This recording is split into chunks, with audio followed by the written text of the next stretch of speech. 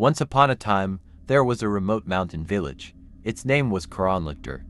The people who lived there were happy, and everything seemed peaceful.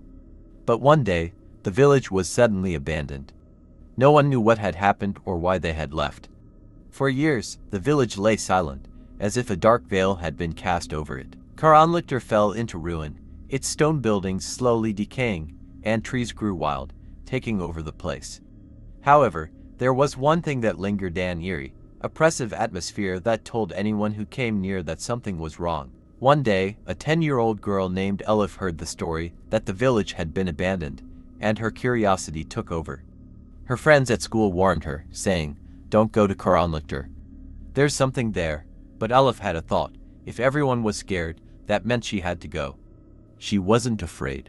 She wanted to uncover the big secret of Karanlikter. One morning, Elif packed her backpack, grabbed her bike, and set off toward the abandoned village. As she rode along the road, the wind whistled through the old trees. The closer she got to the village, the colder the air became.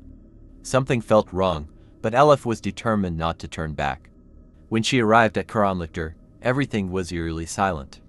No birds, no rustling wind, just the empty, dark windows of abandoned houses staring at her. Elif forced open the door of one house and stepped inside. It was clear that the house had been deserted for a long time. Broken furniture lay on the floor, and the walls were rotting from the damp. As Elif walked deeper into the house, suddenly, a door creaked open. It was the door to a dark, forgotten room. Elif was scared, but a voice whispered, Go inside. She took another step and entered the room. Inside, the room seemed frozen in time. Old, faded photographs, books, and furniture lay scattered. But the strangest thing was the old chest in the middle of the room. Strange symbols were etched onto the chest's surface. Elif decided to open it. The chest creaked as she lifted the lid, revealing an old, dusty journal. She picked it up and began to read carefully. The journal was filled with disturbing accounts. It described how the village had once been peaceful, but one night, at the stroke of midnight, something changed. The last pages told of a curse that had begun in the village.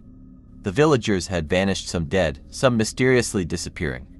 The journal explained that a dark creature had taken the souls of the villagers and trapped them in the shadow of the village.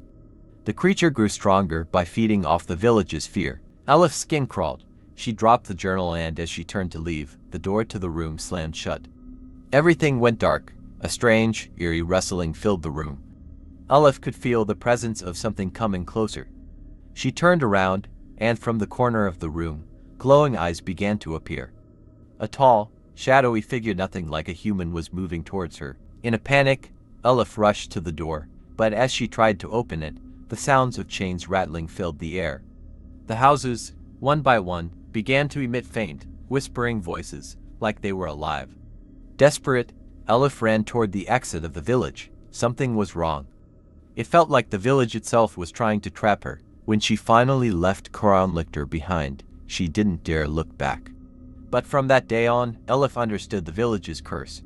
The dark creature still roamed there, and even though the village had been abandoned, its dark secrets whispered to anyone brave enough to listen. Elif left the journal behind, but the haunting memories of Karanlikter never left her. Weeks passed since Elif left Karanlikter, but the images of the dark figure and the glowing eyes never faded from her mind. She couldn't shake the feeling that something or someone was still calling to her from the village. Despite the terror she had felt, there was a part of her that couldn't forget the journal. The mystery still lingered, and it gnawed at her. One evening, as Elif sat alone in her room, she heard a faint sound coming from outside her window. At first, it was just the wind rustling through the trees, but then she heard something else, a whisper. Come back. Come back. It's not over. The voice was soft, almost a breath, but it was unmistakable. Elif's heart raced as she recognized the voice. It was the same whisper she had heard in Karanlikter, the voice from the dark room. She knew, deep down, that she couldn't ignore it. The village had called her back. The next day, Elif returned to Karanlikter, this time with a sense of purpose. Her fear had faded into determination. She wasn't going to run away this time. She had to uncover the truth. As she pedaled toward the village, the weather seemed to change. The clouds grew darker, and a cold mist rolled down from the mountain. The air felt thick, heavy, like it was holding its breath. When Elif reached the village, the atmosphere was even more oppressive than before. The houses stood like hollow shells, their broken windows staring blankly into the void, but this time, she wasn't afraid. She walked confidently into the village, heading toward the house where she had found the journal. The door creaked as she pushed it open again, but this time, there was no strange rustling or eerie whispers. It was as if the house was waiting for her. As Elif stepped inside, she noticed something new. The chest she had found before was no longer in the middle of the room. Instead, there was a new object, a large, dark mirror, its surface reflecting nothing but an endless void. It was like a doorway, beckoning her to come closer. Elif's pulse quickened, but she felt an overwhelming urge to touch it. Without thinking, she stepped forward and placed her hand on the cold glass. Suddenly, the mirror began to shimmer. The air around Elif crackled with energy, and a low growl echoed from the depths of the glass. She pulled her hand back, but the reflection in the mirror shifted. It was no longer her own face that stared back at her. Instead, she saw the dark figure from before, its glowing eyes fixed on her, its shadowy form growing larger and more menacing with each passing second. Elif backed away, but the mirror began to ripple, like water disturbed by a stone. A dark, clawed hand reached out from the mirror, grabbing her wrist with an iron grip. Elif screamed, struggling to free herself, but the hand pulled her closer, and she felt herself being drawn into the mirror. In that moment, Elif realized the truth. The village, the curse, the dark creature, it was all connected to the mirror. It was the source of the evil that had consumed Kronlichter.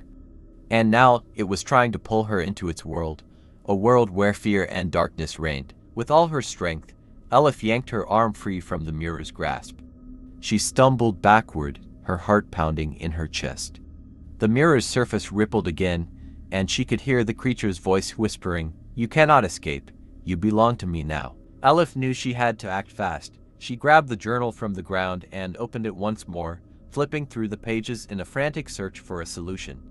Finally, she found something, a ritual, a way to break the curse. It was dangerous, but it was her only chance.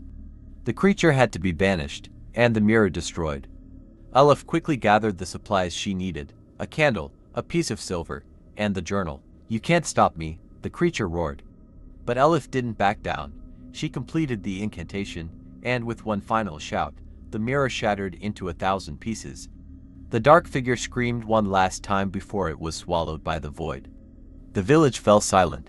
Elif collapsed to her knees, exhausted but relieved. The air was no longer oppressive. The curse had been broken. Kronlichter was free, but Elif knew the darkness would always be there, waiting, lurking in the shadows. As she left the village for the final time, Elif glanced back once more. The village was quiet, but she knew its story would never truly end. The darkness would always find a way to return. There you go. The story continues with Elif confronting the dark creature and breaking the curse, but leaving open the possibility of a lingering threat.